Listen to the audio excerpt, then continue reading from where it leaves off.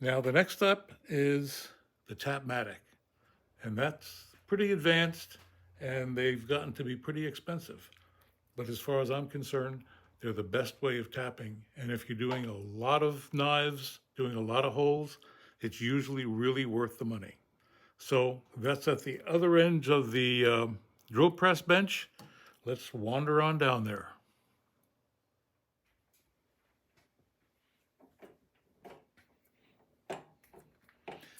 So here we have the Tapmatic. This is the number 30X, which I think is the smallest one that they make. They make them pretty big also. But for knife makers, this is about the right size. Now, they are expensive. I've seen them up to $1,500. This one, I was very fortunate to get it at about 260, but that was in 1987, 88, somewhere around there. It's robust. It works.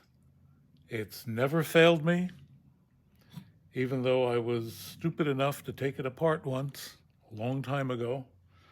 And you can see what I had to deal with. Can you see that? All those parts. Now, the way this works is it's got a series of discs which act as a clutch. This is like a motorcycle clutch. And by adjusting, you see the yellow dot? By adjusting this part looser and tighter, it applies more force to the tap as it goes down. So for a smaller tap like an odd 80, I would have the yellow dot over the odd 80. So that's a minimum amount of pressure.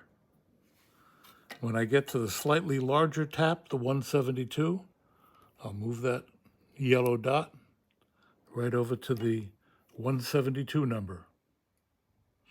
Now, when you first get a Tapmatic, the way you adjust it is you back off pretty far, and then you try tapping.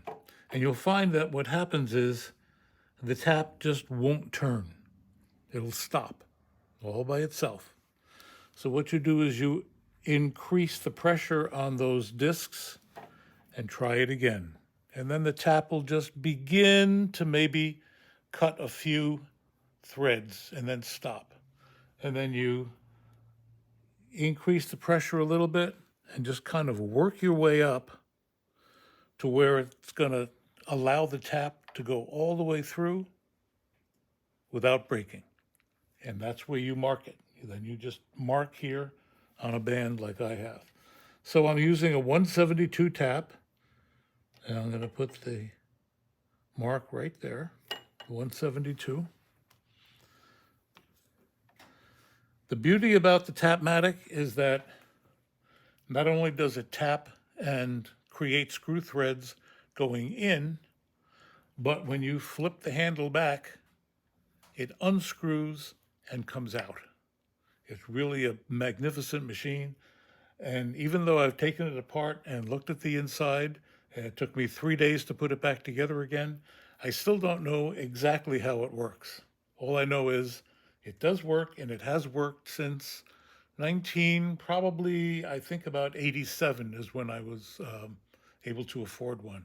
And it's never failed me since. So basically, oh, one other thing. You want to keep the tap running at about moderate speed. This is a dedicated drill press. I never take this off, and it's at a moderate speed. It's not really slow. It doesn't like slow speed. It likes a moderate speed, even higher speed. And when you come down and you finish and the tap goes all the way in, then you want to quickly flip it up, and that'll shift the gears and allow it to unscrew itself. Demo. Here we go. The lube on there first.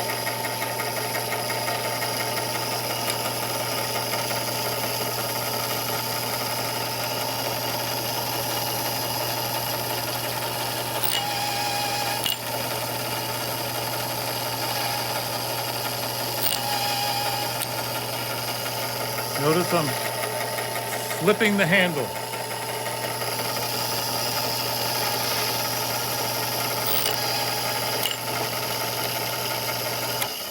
And that reverses it. That's basically the Tapmatic.